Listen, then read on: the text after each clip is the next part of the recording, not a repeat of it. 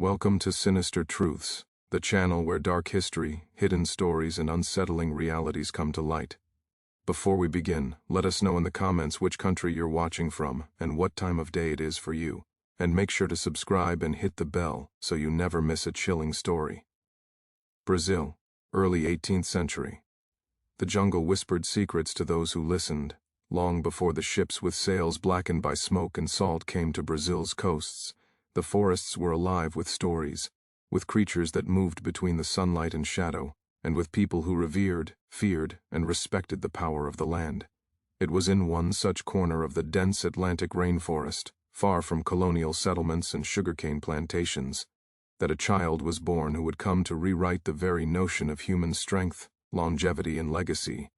They called him Dryfoot, not because of cruelty or jest, but because even as a newborn, he seemed untouched by misfortune, untouched by the muck and mud that clung to the forest floor like an unyielding cloak. Where others slipped, he grasped. Where the forest ensnared, he escaped. Even in the first months of life, elders whispered that this child was not like others. His mother, a woman of striking resolve and quiet strength, had felt from the first moment of his birth that the child carried the forest itself in his bones. She had labored through the humid nights under a canopy so thick that sunlight fell in fractured beams, and when he came into the world, his cry, deep, resonant, almost unnatural, echoed through the grove, startling parrots and monkeys alike. Neighbors and kin came to see the newborn, some smiling with awe, others furrowing brows in superstition. The child's hands were broad and his feet long even for an infant, a peculiar prelude to the legend he would become. The women of the village murmured, "The forest has given us a child of power," while the elders, more cautious, muttered prayers and cautions to the spirits of the land. As he grew, the whispers only grew louder. By the time he could walk, his stride seemed too long for a child his age. Where other children stumbled over roots and rocks, he crossed the undergrowth as though the jungle itself had shifted beneath him, laying a steady path.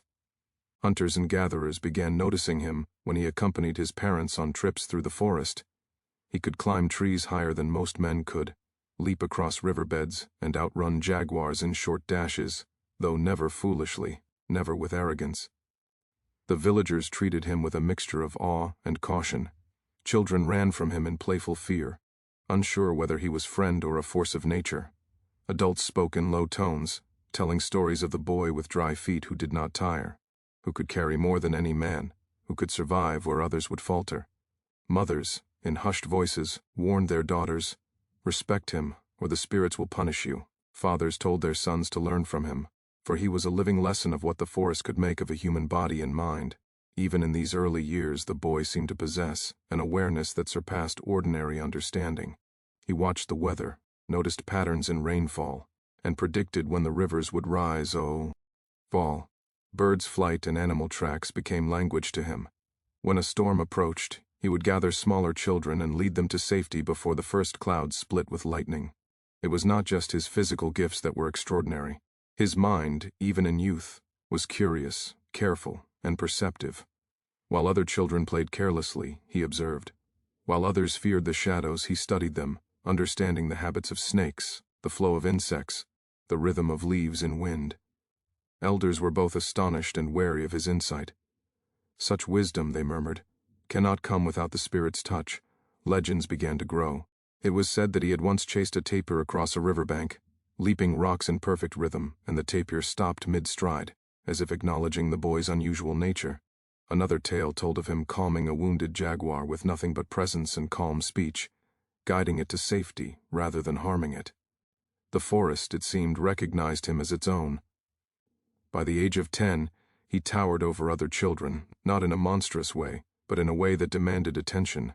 His limbs were long, his torso robust, and his shoulders wide. Villagers began to call him Dryfoot not merely for his sure-footedness, but for the way he seemed untouched by the hardships that befell other children. Falls that broke arms for others left him with a bruise, or sometimes nothing at all. Illnesses that struck the village passed him by like invisible ghosts. Even the river, swollen with rain and muddy from upstream storms, seemed to hesitate at his crossing. Canoes overturned, logs shifted, waters raged. But the boy stepped across, always sure, never faltering. The forest nurtured him as it nurtured the great trees, the jaguars, the macaws. Each morning he would wake before dawn, running barefoot across the dew-laden grass, climbing the trees and observing the land. By daybreak, the village had learned to anticipate his footsteps, for he moved silently yet deliberately, his shadow stretching longer than most men's, his presence undeniable. The elders, meanwhile, debated what the boy would become. Some feared that his size and strength might bring him to ruin or arrogance. Others hoped he would become a protector, a leader, a bridge between the human and natural world.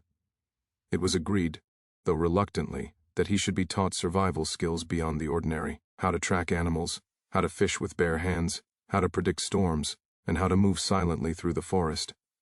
His teachers were patient and wise. They recognized that the child's growth could not be forced. He learned by observing, by doing, and by listening to the forest. He learned the language of birds, the signals of ants, the silent warnings of snakes. While other children memorized songs and prayers, he memorized the movements of predators and the flow of the rivers. By the time he was 12, he could hunt more effectively than most adult me. In the village, using simple tools, he tracked deer, boars, and monkeys. He learned to trap fish in shallow streams with bare hands, sometimes catching more than entire families could in a day. But he never boasted. Instead, he returned food quietly, leaving offerings to the forest for its bounty, as elders had instructed him. And then came the first whispers of what would become legend, that Dry Foot might live longer than any man, that he might father children in numbers beyond counting, that he might be touched by some unnatural force. It began subtly. The children of the village, when sick, would be carried to him. Their parents noted that his presence alone seemed to calm fevers, to ease pain, and to awaken appetite. Some claimed he could heal minor wounds by touch alone. Elders smiled cautiously at these stories, saying, "Do not call him spirit, for he walks among us, yet the spirits may walk with him." By 15, Dry Foot had grown into a youth of immense size, towering over most men. His strength was legendary. He could lift animals, carry massive logs, and travel miles without fatigue. He remained gentle, aware, and connected to the land, yet there was a quiet awareness in his eyes. He knew he was different, and the forest had shown him the path, if only he listened. As he approached adulthood, the villagers began to whisper of a fate beyond their jungle, a fate that would take him far from the small clearing where he had grown. Traders and explorers from the coast had begun pushing into the interior, capturing natives and enslaving them for labor on plantations. Stories of foreign ships, harsh men, and the brutality of slavery reached even the remote village, yet Dry Foot, despite the innocence of youth, seemed to sense the danger before it arrived. He would climb higher trees and watch for smoke on the horizon. He would listen to the birds, the river, the wind, and the forest always spoke back. It was as if the land itself had marked him, chosen him for a life of extremes, a life of suffering, of legend, and of impossible survival. By the time he was 17, it was clear to all who had known him that he was no ordinary man. His frame, his strength, his intellect, and his connection to the forest set him apart. The jungle had molded him into something extraordinary, a giant of body and mind, a living bridge between human and nature, and a boy whose fate would stretch across decades in ways no one could imagine. The elders, with a mixture of pride and fear, whispered among themselves, "He will live long, and the forest will not forget him. He will carry the legacy of many lives, yet walk alone in his trials, and when the world outside finds him, it will never be the same." Thus ended the first chapter of Dry Foot's life, a child of the jungle, shaped by the forest, touched by mystery, and destined for a story so bizarre that it would echo across generations. The jungle that had nurtured Dry Foot now seemed like a far, agile memory. Its dense foliage, the whispers of birds and insects, the soft beds of moss and leaf litter. All that had been his sanctuary was now a distant dream, fading behind the terrifying roar of foreign voices. Traders had come, ships had docked along the distant coast, and like shadows of inevitability, men had pushed into the interior, capturing the unwary, the innocent, the extraordinary. Dry Foot was 17, towering and strong beyond measure, but even his connection to the forest could not shield him from the merciless greed of men who saw human life as profit, flesh as commodity, and strength as currency. It began subtly. One morning, while tracking a river's bend, he noticed unusual tracks in the mud, crude, deep, unlike the footprints of jaguars or deer. His sharp instincts flared, But he did not yet understand the threat. He followed the trail cautiously, curiosity battling suspicion, until he emerged on the edge of the village and saw them. Men with dark skin and pale faces, strangers adorned with weapons, knives glinting in the sun, and chains dangling from their belts. The villagers tried to hide, but the men were relentless. Panic swept through the small clearing. Mothers screamed. Children clung to their parents. Even the elders, wise and cautious, could not repel the intruders. Dry Foot, in the chaos, understood instinctively this was no hunting of animals, no challenge of the forest. It was a human war, and he was its prey. The first strike was sudden. A rope darted toward him, aimed not to entangle a child but to control a force of nature. Dry Foot leapt, moving with the fluid grace of a panther. He avoided the rope, ducked behind a tree, and prepared to flee. But the men were many. They had nets, clubs, and trained hounds. The dogs, though smaller than jaguars, were relentless and cunning. Within moments, Dry Foot was surrounded. He fought with astonishing strength. Limbs flailed, hands struck, and his powerful legs kicked away attackers. He could have killed them all, but the elders' teachings had instilled in him a strange moral restraint. Violence, even in self-defense, carried consequences that went beyond the moment. Yet despite his skill and size, the number and cunning of the captors proved overwhelming. One net, weighted and reinforced, caught him across the chest. Another man plunged a knife near his ankle, not to wound fatally, but to disable. Pain seared him, but he did not cry out. Finally, exhausted and entangled, he was subdued. The captors whispered among themselves, marveling at the young giant. "He is not of ordinary strength," one said. "He will bring more profit than we imagined." Dry Foot, now chained and blindfolded, was forced toward a waiting horse. Every step tore against his pride, against his understanding of freedom, against the very jungle that had molded him. The journey to the coast was grueling. For days he was marched through terrain that mirrored the challenges of his childhood. Why? He stripped of autonomy and agency. Rivers, which once seemed friendly paths, now became obstacles he had to cross while bound. Rain fell relentlessly, soaking his enormous frame, but unlike other captives who collapsed in mud, Dry Foot endured. His body, sculpted by the forest, remained resilient, though his spirit trembled at the loss of control. Along the route he witnessed horrors that the forest had never prepared him for. Elders beaten for defiance, children dragged screaming from their families, men and women shackled like animals. Each sight burned into his consciousness. Yet even here, in chains and captivity, he noticed patterns. He observed the guards' weaknesses, the moments when they became inattentive, the ways that fatigue could be exploited. Knowledge, he realized, was a weapon as vital as strength. Upon reaching the coast, Dry Foot was shoved aboard a ship bound for the sugar plantations. The vessel was small, crowded, and stank of sweat, blood, and despair. Men, women, and children huddled together in fear. The chains that bit into his skin were heavy, yet lighter than the weight of hopelessness that filled the hold. He noticed the suffering of others, the desperation in their eyes, and felt a strange kinship. Even as a captive, he was part of a larger struggle for survival. During the long voyage, Dry Foot's extraordinary size drew attention. Some sailors gawked, whispering about a giant among men, while others eyed him warily, afraid of the raw strength he could unleash. But he remained calm, learning the routines, listening to the whispers, noting when and where guards were lax. Each observation was a seed for later survival. The ship creaked under the weight of men, cargo, and secrecy. Storms battered the hull. Many prisoners fell ill, succumbed to fever, or were crushed beneath the chaos. Dry Foot, for reasons no one could explain, remained unbroken. Where others weakened, he endured. The sailors muttered superstitiously that the boy was protected by spirits. Upon arrival at the plantation, Dry Foot faced a world harsher than the jungle. The plantation stretched across acres of sugarcane, overseen by overseers whose cruelty was notorious. The sun beat down mercilessly, cutting through the thick humidity. Workers bent under the weight of labor, their backs raw, their hands blistered. Many succumbed to exhaustion, disease, or punishment. Dry Foot's size made him both invaluable and dangerous. Overseers exploited his strength for heavy labor, carrying massive loads of cane, lifting barrels of sugar, and breaking stones along the riverbank. But they also feared him.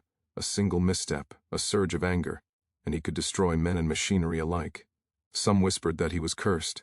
Others whispered that he was chosen by the forest. For Dryfoot, survival required more than strength. It required restraint.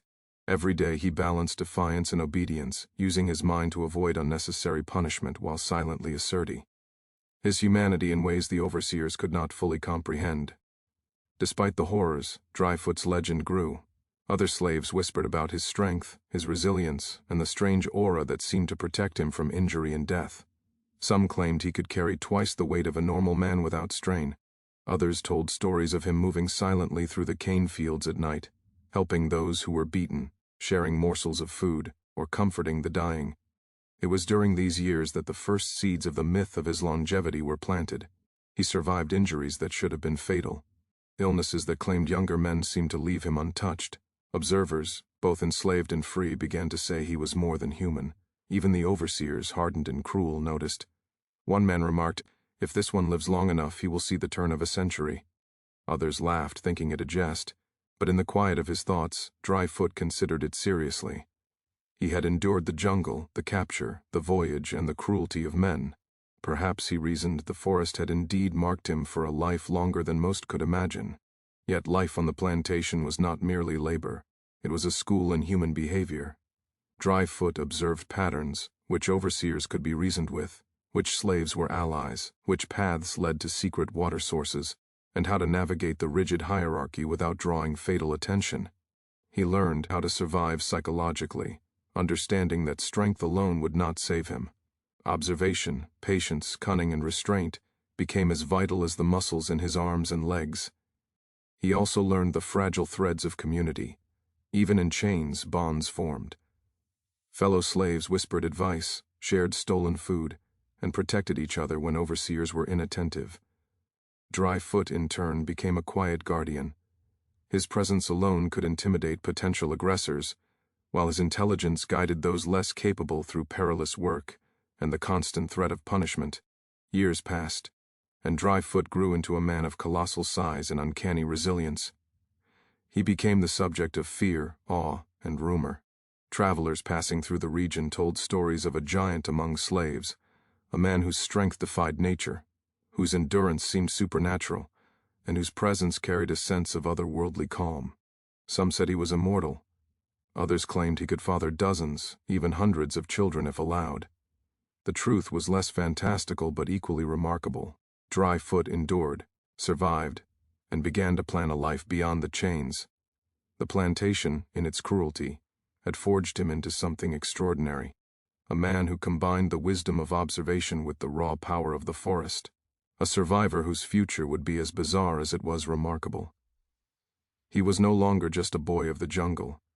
He was a giant in the eyes of all who saw him, a figure whose legend had only begun life on the plantatio. N was a test in every sense of the word. Sunlight blazed down on the endless fields of sugarcane, scorching backs and blistering skin.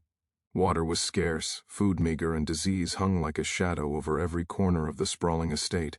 For most men, women, and children trapped in bondage, survival was measured not in triumph, but in hours, in breaths, in the slow avoidance of cruelty that could end life instantly. For Dryfoot, survival meant something more: endurance, observation, and adaptation. He had been chained and beaten, yet even in suffering, his body seemed to resist the tolls of labor that felled ordinary men. Injuries healed faster than they should have. His lungs drew air as though strengthened by the very mountains he had left behind. His bones, long and dense, seemed impervious to fracture. Those who watched him, both enslaved and free, whispered in disbelief. How could one man withstand so much and remain unbroken? The early days of his survival required cunning. Overseers prided themselves on enforcing discipline through fear and intimidation. Dryfoot quickly learned the subtle rhythms of cruelty, when lashes were delivered in bursts, when hunger rations were withheld, when men were pushed to exhaustion. Observing carefully, he discovered that strength alone could not protect him from the lash or the whip. Timing, anticipation, and psychological strategy were essential. He began to maneuver within the plantation's hierarchy without drawing deadly attention. He allowed lesser tasks to appear to slow him down, masking the extraordinary power in his limbs. He avoided conflict when unnecessary, but remained always ready. One misjudged act could lead to death, yet patience became his shield. Hunger was a constant companion. Meals were small, sometimes little more than a handful of maize or boiled roots. But Dryfoot, raised in the jungles of Brazil, had learned to recognize edible plants, roots, and fruits that others ignored. In secret, he would gather berries, fish in small streams, or harvest roots that would not be noticed by overseers. These small acts of ingenuity kept him alive, and allowed his energy to remain intact for work and defense. Night brought its own hazards. Punishment did not cease with darkness. The overseers' patrols were as unpredictable as the wind. Yet in the shadows, Dryfoot found familiarity. The forest, or what remained of it near the edges of the plantation, whispered guidance. Every rustle of leaves, every movement of rodents and snakes, became a language he could read. He would move silently, avoiding detection, ensuring he could recover from the day's exertions while preparing for the next. Injuries were inevitable. A misstep on wet cane stalks could result in bruised limbs. Falls from loading barrels could fracture bones. But Dryfoot's endurance was extraordinary. A deep gash on his arm once left overseers certain he would be incapacitated for days. Yet by the next morning, he labored again. Blood dried and bruises beginning to fade. Fellow slaves watched in awe, while some began to claim that he was touched by the spirits protected by forces beyond human comprehension. Disease, too, seemed powerless against him. Fever swept through the quarters, leaving bodies rigid and lifeless, yet Dryfoot remained upright, sweating through the night but surviving where others succumbed. He studied the symptoms of cholera, malaria, and dysentery in secret, learning to recognize early signs, adjusting his diet and rest accordingly, and using his knowledge to help others when possible. In doing so, he gained the quiet loyalty of those around him, who began to see him not merely as a giant but as a guardian. Resistance took many forms. Escape was dangerous and often fatal, yet Dryfoot experimented with small acts of defiance. He would subtly rearrange tools, loosen bindings, or assist others in ways that avoided immediate detection. Once he lifted a heavy cart blocking a path for a friend, claiming ignorance when the overseer discovered it. Another time, he silently guided a group of children through an irrigation channel to retrieve lost food. Each act honed his cunning, teaching him that survival required patience and intellect as much as strength. He became a master of observation. He noted patterns in overseer behavior, timing, and favor, learning when to work with zeal and when to feign weakness. These small acts of strategy allowed him to survive repeated punishments and the envy of jealous colleagues. Over time, Dryfoot's presence became both a deterrent and a curiosity. Overseers feared his strength. Fellow slaves respected his intelligence, and rumor began to swirl around the plantation about the indestructible giant. Longevity, too, began to manifest in strange ways. While others aged prematurely under the relentless sun and toil, Dryfoot's body showed few signs of wear. Wrinkles and fatigue were slow to arrive, and his recovery from injury and illness astonished all who observed him. Some whispered that he carried the vitality of the forest itself within his bones. Others whispered darker stories, that he was cursed to walk among men longer than any normal human should. It was not merely physical resilience that set him apart. Dryfoot's mind adapted continuously. He learned languages and dialects quickly, absorbing conversations overheard between traders, visitors, and overseers. He memorized routes through plantations and neighboring forests, hidden wells of water, and shelters for storms. In the combination of intellect, observation, and brute force, he became nearly untouchable, an anomaly in a system designed to crush all humanity. Yet despite his gifts, Dryfoot was not invincible. The psychological toll of slavery weighed heavily on him. At night he would lie awake listening to the moans of the sick, the cries of children, the relentless whipping, and the harsh commands of overseers. Dreams of freedom in the jungle of his youth tormented him. He imagined running into the forest, leaping from cliff to cliff, swimming through rivers, untouched by men, free. But reality was cruel, and the chains of the plantation were unyielding. It was in these moments of despair that he began to cultivate patience as a weapon. He realized that survival was not about brute strength alone. It was about timing, observation, cunning, and waiting for the right moment. He could endure, yes, but he could also learn, plan, and outlast. It was this quiet intelligence, combined with his formidable body, that allowed him to survive repeated attempts at control and punishment. Dryfoot's interactions with other slaves were equally significant. He became a source of protection, a silent guardian whose presence alone deterred cruelty. Those weaker than him would seek his guidance. He would provide advice on when to work harder, when to rest, and how to avoid detection or punishment. Some claimed that he carried the wisdom of generations within him, and that even in silence he communicated lessons through action. The rumors of his resilience spread.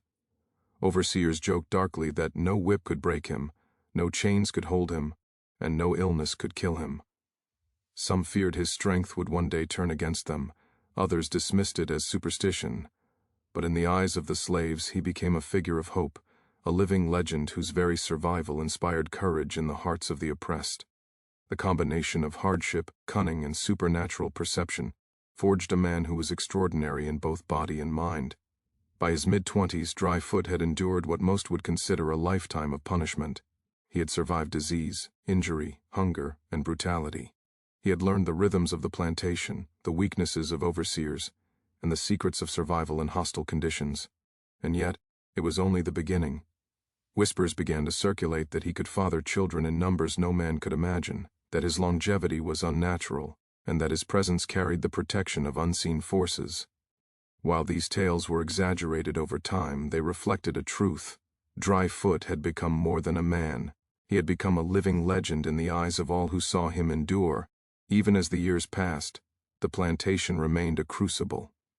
Every harvest, every inspection, every punishment tested him anew.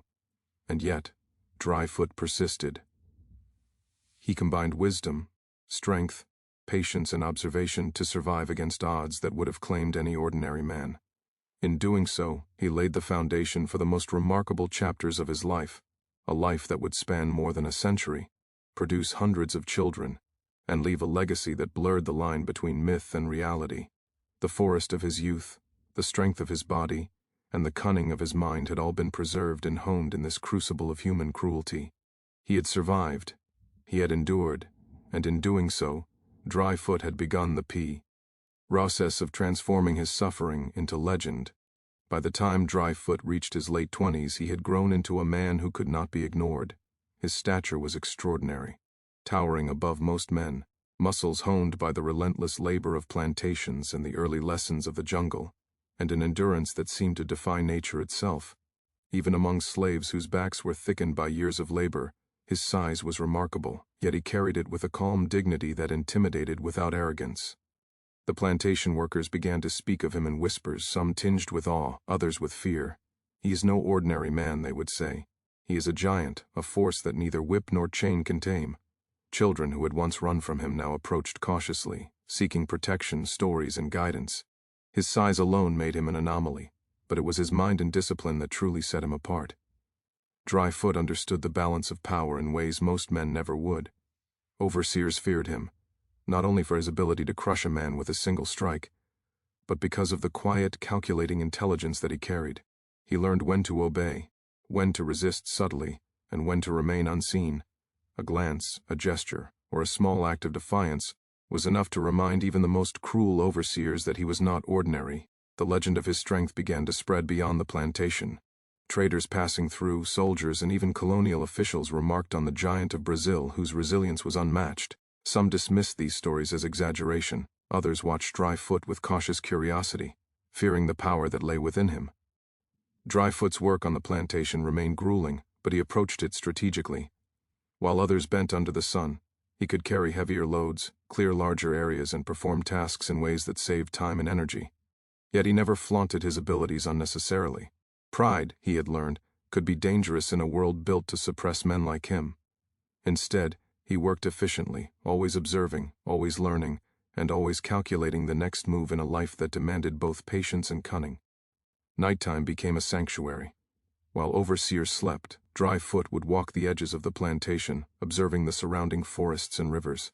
He cataloged the movements of wildlife, noted secret paths, and identified the hidden strengths and vulnerabilities of the land. Though he remained chained in spirit by slavery, the forest within him never faded. It guided him, nurtured him, and reminded him that freedom, though delayed, was possible. Interactions with other slaves deepened his influence. He became a quiet leader, a figure who could offer protection without overtly challenging authority. When children were frightened or sick, he was there. When men were beaten unfairly, his presence alone could deter further cruelty. These small acts created a network of loyalty and respect that spread quietly but powerfully. Some slaves whispered of supernatural abilities.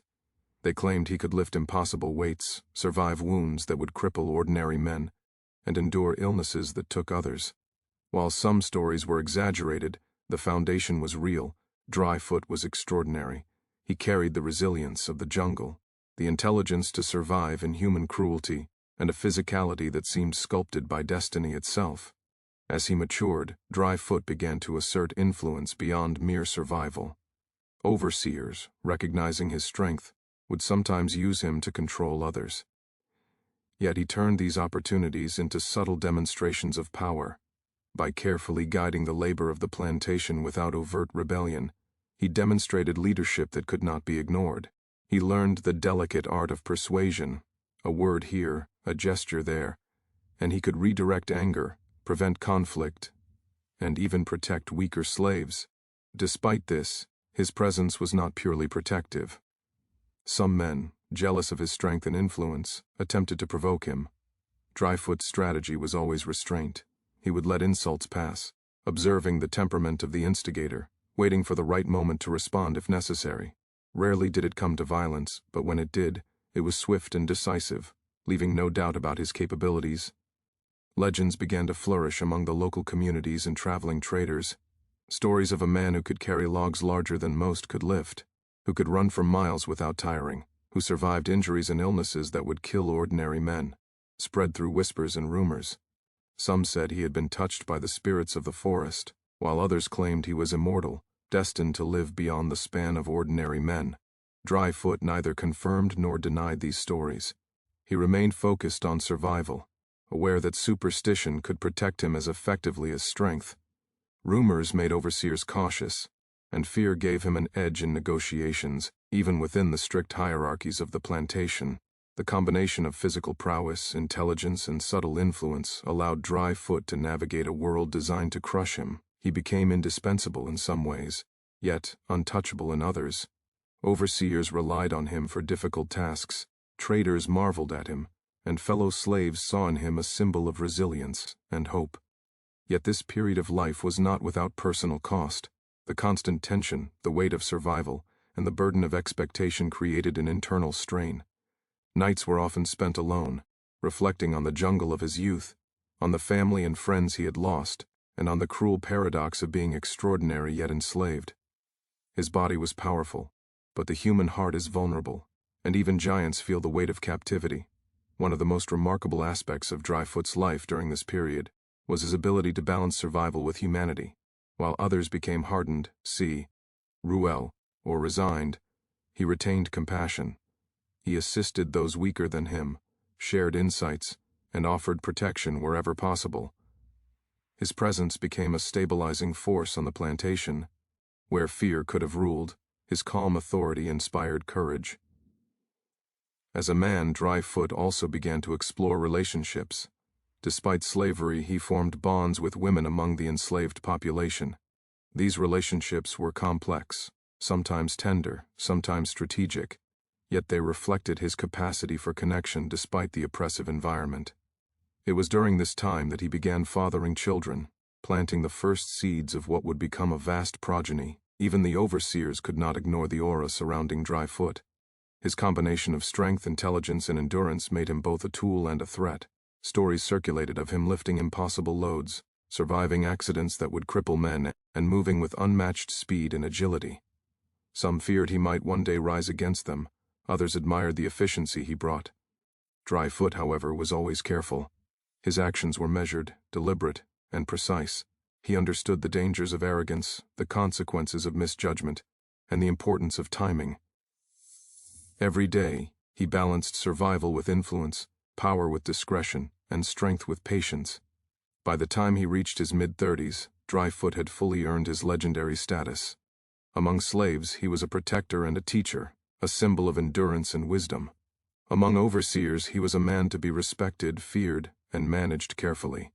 His fame began to spread beyond the plantation, whispered in neighboring villages and carried by travelers who marveled at tales of the Brazilian giant. He had become more than a man, he was a living legend. Yet even as he inspired awe and respect, he remained grounded, aware that survival depended on vigilance, humility, and understanding. The jungle of his youth, the hardships of slavery, and the lessons of endurance had shaped him into a giant not only in stature but in character. In those years, Dryfoot's legend began to intertwine with myth. Stories circulated that he could survive injuries, father dozens of children, and live for centuries. Some claimed that he moved with the strength of a jaguar and the cunning of a serpent. Others whispered that he was immortal, touched by the spirits of the forest that had shaped him as a child. Whether true or exaggerated, these stories reflected a reality. Dryfoot had become extraordinary in every sense. He was truly the giant among men, even amidst the relentless toil of the plantations and the harsh oppression of slavery. Life had a way of pressing forward. It was in this unforgiving world that Dryfoot, the giant of legend, began another chapter of his extraordinary existence: fatherhood. Unlike his feats of strength or survival, this chapter was quiet, intimate, and yet no less remarkable. By his 30s, Dryfoot had begun to form relationships that would eventually give rise to a family unlike any the world had seen, one that would grow to include over 200 children. The beginnings were modest.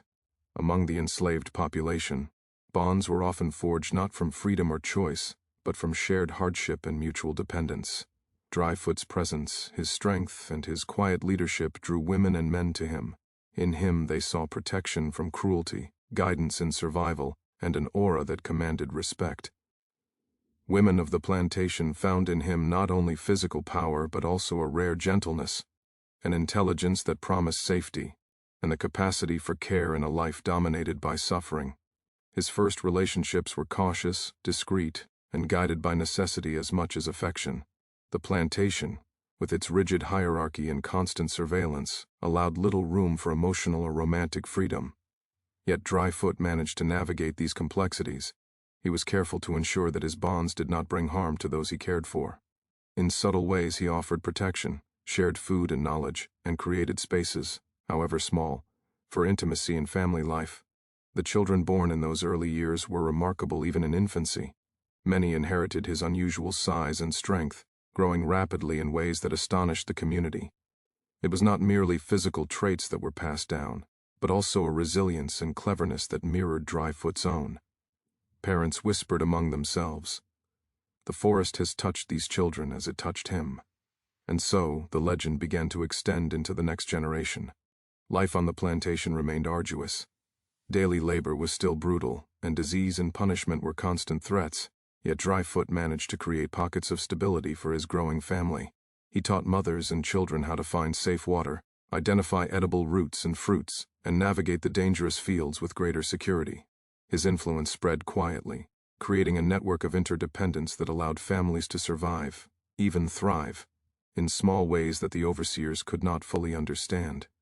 The magnitude of his reproductive legacy, however, was unprecedented. Over decades, Dryfoot fathered children with multiple women across the plantation.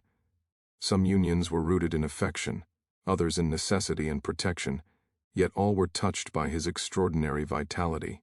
By the time he reached middle age, whispers of the number of his offspring began to circulate. 100, 150, 200.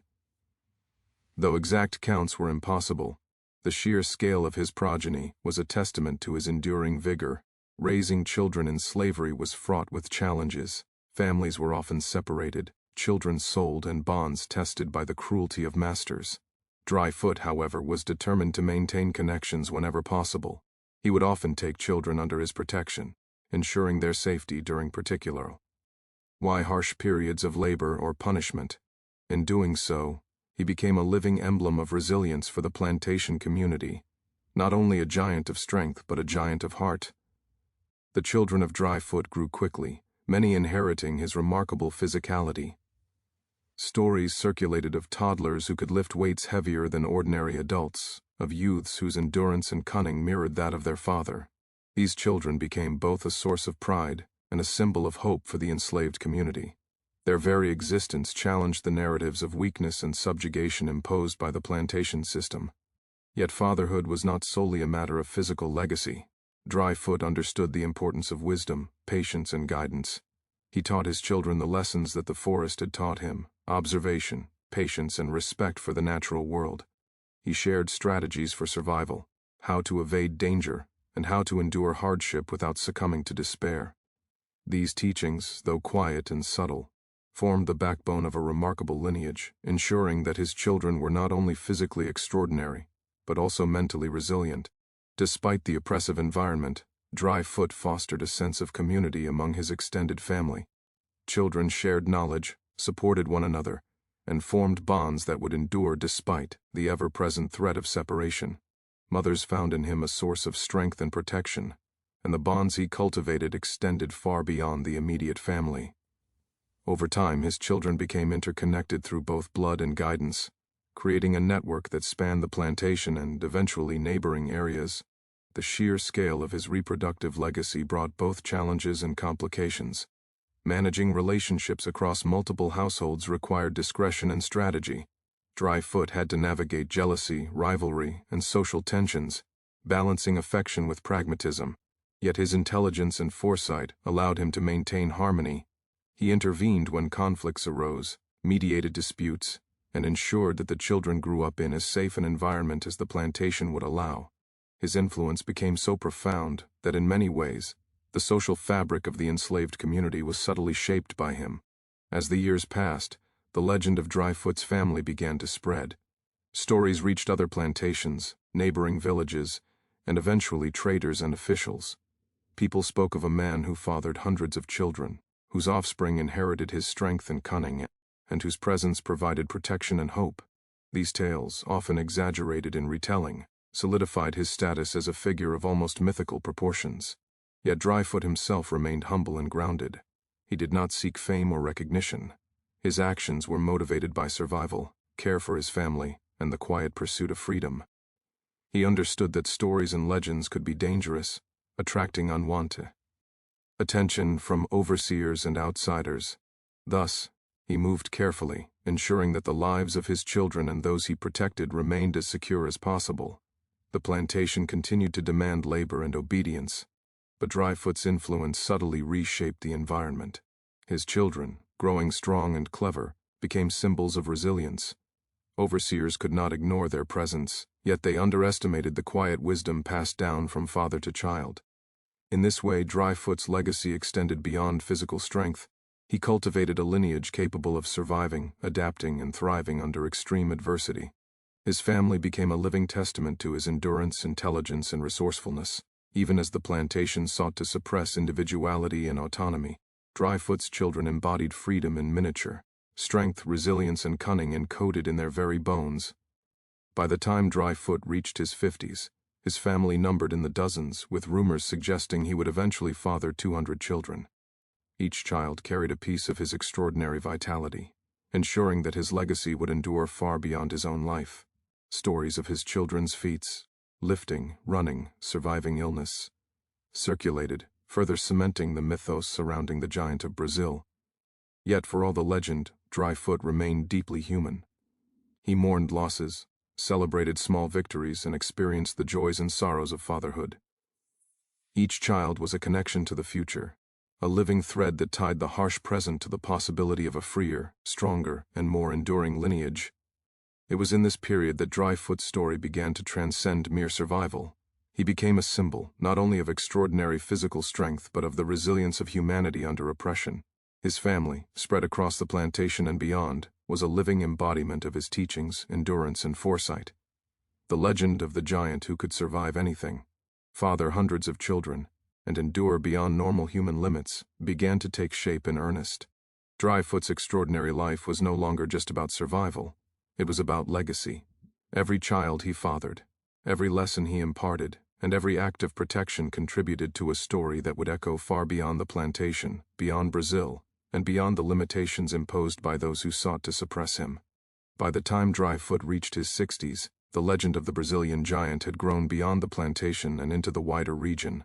Whispers of his survival against impossible odds, of his prodigious strength and cunning, were spreading among traders, travelers, and neighboring communities.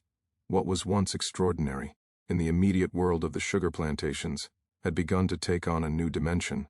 The story of a man who could defy death itself. It began with small, almost mundane events, observed by those who could not reconcile reality with what they saw. Dryfoot would serve. I've accidents that should have killed him. A falling beam, a collapsing wall of sugar cane, or a sudden illness that claimed half the workers left him untouched. Overseers, already wary of his strength, began whispering superstitions. That man, one said, he is protected by spirits. The forest walks with him still. Others, less cautious, would mutter curses or jokes, only to find him outlast them all. Even the enslaved community, already in awe of his size, endurance, and wisdom, began to speak of him in reverent tones.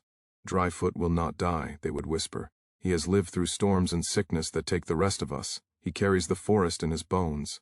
Stories of miraculous survival became part of the daily conversation, and soon travelers and strangers began repeating them, adding exaggeration and mystery. One tale told of an accident in which a cart of sugarcane fell, crushing men beneath its weight. All were injured, some fatally, but Dryfoot emerged with only a scratch. Another told of a fever sweeping through the plantation that claimed dozens of souls, leaving his body untouched and strong. His resilience was no longer a matter of physicality alone, it was beginning to appear supernatural. Travelers who had heard rumors sought him out, eager to see the giant who could endure what no ordinary man could. They came with questions, amazement, and sometimes disbelief. When they finally met him, they were struck not only by his size but by his demeanor. Dryfoot moved with a quiet confidence, a patience born from decades of observing human cruelty and natural hazards alike. His eyes, sharp and calculating, seemed to hold the memory of every trial he had survived. Some travelers asked him how he lived so long. He would smile, a small, knowing expression, and remain silent. Others pressed for stories of the forest, of his youth, of his cunning and endurance. He would offer guidance, wisdom, and survival lessons, yet never boast. The myth, he understood, was as much a tool for protection as it was a reflection of reality. His family, meanwhile, continued to grow. The children he had fathered spread throughout the plantation and neighboring areas, carrying his physical and mental traits. Many exhibited unusual vitality, strength, and intelligence, reinforcing the stories of Dryfoot's supernatural resilience. Villagers and travelers alike began to note a pattern. The children of Dryfoot seemed extraordinary in ways that could not be explained by mere genetics alone. Elders in the community speculated about the source of this longevity. Some believed it was the forest, some said it was a blessing from ancestral spirits, and others whispered that Dryfoot had discovered secrets of life that ordinary men could never know. He neither confirmed nor denied such claims. Instead, he lived quietly, observing the world, preparing for challenges, and guiding his family through survival.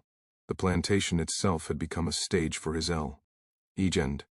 Overseers, while still exerting power, treated him with a cautious respect. His ability to survive punishment, to endure labor, and to protect others had made him an indispensable figure. Yet this indispensability was dangerous. Any hint of rebellion or overreach could provoke lethal consequences. Dryfoot navigated this balance with skill, exercising his strength judiciously, leveraging his legend to gain small freedoms, and teaching his family how to survive under similar constraints. Even beyond the plantation, stories of Dryfoot's longevity and feats spread across regions. Traders spoke of him in coastal towns, neighboring villages recounted his miracles, and distant communities heard rumors of a man who had lived far longer than anyone else, who had endured horrors and hardship, and who remained unbroken. The line between reality and myth began to blur. People debated whether he was a man, a spirit, or something entirely different. Some encounters reinforced these tales. One day, a traveler claimed to have seen Dryfoot lifting a massive boulder to clear a path for a wagon. Another reported that he had carried an injured child across the plantation during a storm without fatigue. Observers, even those skeptical of superstition, were forced to acknowledge his remarkable endurance.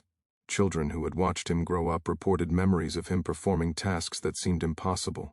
Every action, every survival against odds, contributed to a growing reputation of near immortality. Even illness, the great equalizer for mortals, seemed powerless against him. While fevers and epidemics struck the population regularly, Dryfoot remained untouched. Sometimes he would care for the sick, guiding them through recovery, offering water, food, and encouragement. Those who survived his guidance often returned with tales of his vitality and uncanny energy. Further fueling the legend, Dryfoot's extraordinary longevity also allowed him to witness changes in the world around him. Slavery persisted, but political and social shifts were gradually altering Brazil. Emancipation movements, the arrival of new technologies, and the changing colonial economy all unfolded over decades. While others aged, faltered, and died, Dryfoot remained strong, observing, learning, and adapting. His survival became a bridge across generations, connecting the history of the plantation with the present and future. He also became a repository of memory. He remembered every event, every person, every injustice and act of kindness. This memory allowed him to advise younger generations, not only about survival but about the human condition, power, and endurance. The wisdom of a century began to reside in one man, a living archive of experience. Stories of Dryfoot's encounters with death itself became part of folklore. Some claimed he had survived attacks by wild animals that would have killed ordinary men. Others said he had endured natural disasters, floods, storms, and lightning strikes, without harm. Each story reinforced the perception of him as someone untouched by the ordinary limitations of human life. People speculated endlessly. Was he immortal? Was he protected by spirits? Or had he simply unlocked secrets of survival that the rest of the world could not understand? Travelers often attempted to test him. They would offer challenges, races, feats of strength, or dangerous tasks. Rarely did anyone succeed in besting him. Observers noted that his endurance was not just physical but mental. He could anticipate danger, act with precision, and survive where instincts alone would fail. The perception of supernatural longevity, therefore, was both literal and metaphorical. He was, in every sense, a man who had outlasted the ordinary limits of human existence. By his 70s and 80s, Dryfoot's reputation had solidified. He was no longer merely a man, he was a symbol. Among the enslaved population, he represented resilience, hope, and the possibility of enduring against unimaginable odds. Among outsiders, he was a figure of awe and fear, a man whose very existence seemed to challenge the natural order. His longevity allowed him to watch his family grow, to witness grandchildren and even great-grandchildren take root in the world. He could guide them, protect them, and teach them the skills that had allowed him to survive decades of hardship. In doing so, he ensured that his legend was not merely personal but generational. The giant of Brazil became the patriarch of a lineage that would continue to echo his extraordinary abilities, resilience, and cunning. Despite his legendary status, Dryfoot remained grounded. He did not claim immortality, nor did he boast of feats or longevity. He understood the fragile balance between myth and reality, using his reputation strategically when necessary but never allowing it to define his actions entirely. Survival had taught him humility, patience, and discretion, and these lessons guided him even as the world around him changed. Yet the tales continued to grow. Some said he had lived over a century already, that he had fathered hundreds of children, that he moved with a strength and precision unmatched by any human. Travelers, historians, and traders recorded these stories, some skeptical, some fascinated, and others certain they had witnessed miracles themselves. Over time, Dryfoot's life began to blur the line between history and legend, fact and myth. In this era of supernatural perception, Dryfoot also became a teacher. He passed on strategies of survival, both practical and philosophical, to his family and community. Observing patterns in human behavior, the natural world, and the systems of oppression, he imparted lessons that extended beyond physical strength. Wisdom, caution, foresight, and resilience became part of his legacy. By combining extraordinary physical ability with intelligence, patience, and foresight, Dryfoot became a living embodiment of endurance. Carrying across their faces, the confrontation was resolved not through violence but through negotiation. Dryfoot's wisdom, tempered by decades of survival, allowed him to preserve the safety of his family and territory. He had learned that influence was often more potent than brute force, a lesson his long life had continually reinforced. As time pressed on, Dryfoot began to reflect on his legacy. Hundreds of children had been born from his line, and many of them had inherited his extraordinary vitality and intelligence. Grandchildren and great-grandchildren were thriving, carrying forward the lessons of survival, cunning, and resilience that he had imparted. He recognized that his story was no longer confined to his own feats, but lived on through generations. Stories of his deeds continued to spread. Some were factual, recounting feats of strength, endurance, or clever survival strategies. Others blurred into legend, accounts of miraculous escapes, interactions with spirits of the forest, or the capacity to survive illness and injury that would have killed ordinary men. These stories, while sometimes exaggerated, captured the essence of Dryfoot's life, a life that defied ordinary limits and inspired awe across the region. Yet the final reckoning was not merely about external threats or social upheaval, it was deeply personal. Dryfoot confronted the reality of mortality in ways that no man could avoid. He felt the gradual weakening of muscles, the slowing of reflexes, and the inevitable fatigue that accompanied his advanced age. For a man who had relied on strength and endurance for decades, these changes were profound. Despite this, Dryfoot faced the challenge with characteristic wisdom and patience. He adapted his routines, relying more on strategy, observation, and delegation than brute force. He taught younger generations to carry the weight of labor, guiding them through tasks he once performed effortlessly. In doing so, he ensured that his family and community could continue to thrive even after his physical decline. One of the most remarkable aspects of this period was Dryfoot's ability to maintain relevance despite aging. Many men of extraordinary strength lose influence as their physical power wanes, but Dryfoot's combination of wisdom, reputation, and strategic thinking allowed him to remain central in both family and community matters. Disputes were resolved under his guidance, conflicts were navigated with his counsel, and his presence alone continued to command respect. This period also allowed for introspection. Dryfoot considered the extraordinary breadth of his life, the jungle of his youth, the brutality of slavery, the survival of countless dangers, and the creation of a vast family.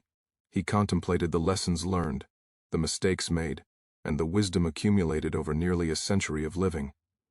This reflection became a vital aspect of his final years, reinforcing the notion that longevity is not merely measured by years but in the depth of experience, understanding, and influence. Even as age advanced, Dryfoot continued to cultivate the perception of the supernatural. Stories of his survival and vitality persisted, blending fact and legend. Some claimed he could still lift weights that would crush ordinary men. Others said he moved with the swiftness of his youth. Observers attributed his longevity to mystical protection, a blessing from the spirits, or an innate connection to the natural world that had shaped him. Dryfoot, pragmatic as ever, allowed these stories to circulate without comment, understanding their protective value and their ability to inspire hope and caution. A defining moment of the final reckoning occurred during a violent storm that struck the region. Floodwaters threatened the plantations, winds toppled trees, and chaos erupted across the landscape. Dryfoot, despite his age, acted decisively. He guided his family to safety, secured livestock and provisions, and organized efforts to protect structures and crops. His actions, combining intelligence, foresight, and remaining physical strength, prevented disaster from becoming catastrophe. Witnesses remarked that he moved with the power and authority of a man decades younger, reinforcing the legend of his near immortality. This event became a symbol of his enduring influence. Even in advanced age, he could shape outcomes, protect his family, and command respect through a combination of experience, wisdom, and residual physical ability. The final reckoning was also a moral and philosophical challenge. Dryfoot had lived a life marked by survival, endurance, and extraordinary achievement, but he had also experienced profound suffering, witnessed countless deaths, and borne the weight of slavery and oppression. He reflected on questions that had long lingered: the nature of strength, the purpose of longevity, and the meaning of legacy. His answers were not simple, but they were grounded in action. Survival was valuable not for its own sake, but for the capacity to protect, guide, and shape the world around him. He emphasized these lessons to his children and grandchildren, passing on the wisdom of nearly a century. Strength, he taught, was meaningful only when coupled with patience, strategy, and compassion. Survival was a responsibility, and longevity a tool for the betterment of one's family and community. Through these teachings, Dryfoot ensured that his final reckoning was not merely personal but generational. As the years progressed toward the end of his remarkable life, Dryfoot became increasingly a figure of legend. Travelers, historians, and local communities recounted tales of his feats, survival, and family. Some accounts were factual, some exaggerated, and others mystical. yet all captured the essence of a man who had lived through extraordinary circumstances, defied conventional limits, and created a legacy that would endure far beyond his own lifetime. Dry Foot, in his final years, embodied the reconciliation of life and legend. He had faced the brutality of slavery, survived countless hazards, fathered an unparalleled number of children, and guided generations. His final reckoning was not a dramatic battle or confrontation, but a measured reflection on the entirety of his existence, an acknowledgement of mortality, and the careful passing on of wisdom and survival strategies to those who would carry his lineage forward. Dry Foot's life, spanning over a century, left a mark on the world that transcended ordinary human experience. From the jungles of his youth to the oppressive plantations of Brazil, from the whispered legends of neighboring villages to the extraordinary lineage he fathered, his story was one of resilience, strength, and enduring influence. Even after his death, the giant's presence continued to echo in every corner of the regions he had touched. As he grew older, Dry Foot's health began to decline, slowly and inevitably. The extraordinary body that had survived so many injuries, illnesses, and physical hardships finally showed signs of natural aging. His steps grew slower, his joints ached, and the once unyielding muscles softened. Yet even in decline, there was dignity, authority, and presence. Children and grandchildren gathered around him, witnessing the physical vulnerabilities of the giant who had inspired them and countless others for decades. His death, though eventually inevitable, was serene. Surrounded by his family, Dry Foot passed quietly, leaving a profound void in the community. But rather than diminishing him, death solidified his status as a legend. Stories immediately began to circulate, blending truth and myth, recounting his feats, his resilience, and the extraordinary longevity that had defined his life. Neighbors spoke of him with reverence, former overseers admitted their awe, travelers recorded tales that would persist for generations. The physical legacy of Dry Foot was immediate and tangible. His children and grandchildren, numerous and extraordinary in their own right, carried his traits: strength, endurance, intelligence, and survival skills. Entire villages were populated by his descendants, many of whom mirrored the extraordinary abilities of their father and grandfather. This sprawling network became a living testament to the man whose life had spanned over a century, and whose influence extended far beyond the limits of his own body. Yet the impact of Dry Foot's life went beyond bloodlines. He had become a symbol of resistance and resilience for the enslaved and oppressed. His story demonstrated that survival was possible even under the most brutal conditions, that ingenuity and patience could triumph over cruelty, and that one individual could influence the lives of hundreds, if not thousands, through strength, wisdom, and leadership. For generations, his name became synonymous with endurance. Travelers, merchants, and historians continued to recount tales of the giant long after his passing. Some stories were meticulously detailed, describing his feats of strength or cunning, while others drifted into legend, claiming miraculous escapes, supernatural protection, and the ability to endure beyond human limits. Oral traditions carried his story through villages and regions, embedding Dry Foot in the collective memory of communities across Brazil.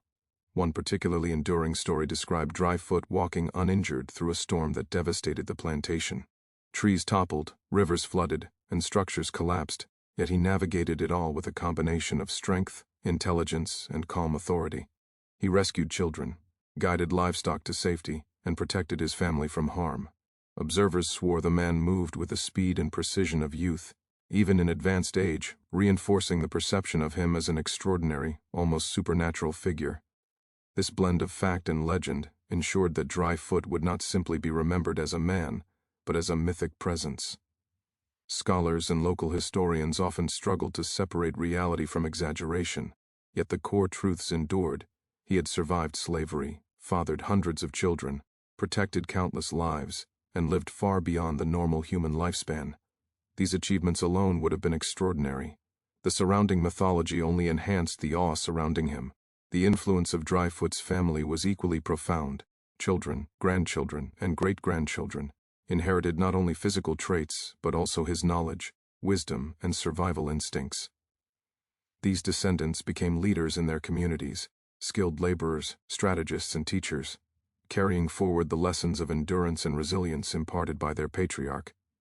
Many were remarkable in their own right, reflecting the extraordinary genetics and guidance passed down by the Brazilian giant. Communities often relied on Dryfoot's lineage for leadership, advice, and protection.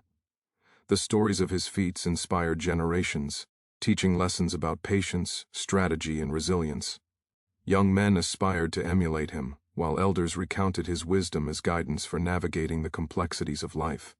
Even in death, Dryfoot shaped the social and cultural structures of the regions he had touched. The myth of Dryfoot also carried a moral dimension. In a society still grappling with the legacy of slavery, oppression, and inequality, his story became a source of inspiration. He represented the possibility of survival against impossible odds, the potential to influence others positively even under extreme constraints, and the enduring power of courage, intelligence, and resilience. His legend reminded people that human life, even when constrained by cruelty, could be extraordinary. Some legends suggested that Dryfoot's spirit continued to protect his descendants. Villagers claimed to hear his voice guiding lost children, to see shadows moving like him through forests, and to sense his presence during moments of danger. These stories, while clearly mythological, reinforced his enduring influence and the sense that he had transcended ordinary mortality. Even without physical presence, he remained a guiding force in the lives of his descendants and community members. In historical accounts, Dryfoot's life challenged conventional understandings of human potential. His extraordinary longevity, physical prowess, and prolific family made him an anomaly.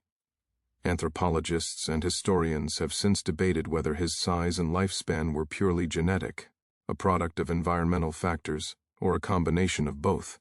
Yet regardless of explanation, his life serves as a reminder of human adaptability, resilience, and the profound impact one individual can have over multiple generations. The combination of myth and reality allowed Dryfoot to occupy a unique space in cultural memory. He was at once a man of flesh and bone, and a figure of legend whose feats inspired awe across generations. His life demonstrated that legends are not merely stories, but reflections of extraordinary reality, amplified by human imagination and the desire to honor remarkable achievements. One of the most remarkable aspects of his legacy was the continuity of his family. Hundreds of descendants inherited not only physical traits, but also the values, wisdom, and resilience that Dryfoot had embodied. Families preserved stories of his guidance, strategies for survival, and principles for leading a life of endurance. These oral histories ensured that even as the original giant passed from the world, his influence persisted vividly in the lives of those he had touched. His progeny, scattered across plantations, towns, and regions, became living monuments to his life. They carried forward his teachings, extended his influence, and embodied the qualities that had made him extraordinary: intelligence, cunning, physical strength, and an indomitable will to survive. Through them, Dryfoot's legacy transcended mortality, transforming into a lineage that would endure for centuries. Even today, the story of Dryfoot continues to inspire fascination. Scholars, folklorists, and historians have recorded his life, exploring the boundaries between fact and legend. The tales of a man who survived slavery, fathered hundreds of children, and endured more than a century of hardships are extraordinary in their own right. When combined with the myths of supernatural protection and miraculous longevity, the story becomes timeless, a symbol of human resilience and potential. Dryfoot's life offers lessons that resonate across cultures and eras. It demonstrates the power of endurance in the face of adversity, the importance of wisdom and strategy alongside physical strength, and the enduring impact one life can have on countless others. His story is both historical and mythic, a testament to the extraordinary capacity of humans to survive, adapt, and inspire. In conclusion, the legacy of Dryfoot, the Brazilian giant, is multifaceted. He was a survivor, a protector, a father, a leader, and a symbol. His life spanned more than a century, encompassing hardship, triumph, and extraordinary achievements. Through his children, grandchildren, and great-grandchildren, his influence persists, extending the story of a man whose existence defied expectation and inspired generations. The myths surrounding him, tales of supernatural longevity, unimaginable strength, and wisdom beyond human comprehension, serve to underscore the truth at the heart of his story, that Dryfoot's life was extraordinary, not because he escaped mortality, but because he used his years to endure, protect, and inspire. He transformed the tragedy of slavery into a living legacy, leaving a mark that history and legend alike continue to honor. Dryfoot's life, in the end, is a story of resilience, humanity, and enduring influence, a reminder that legends are born not from fantasy alone, but from the extraordinary reality of human courage and survival.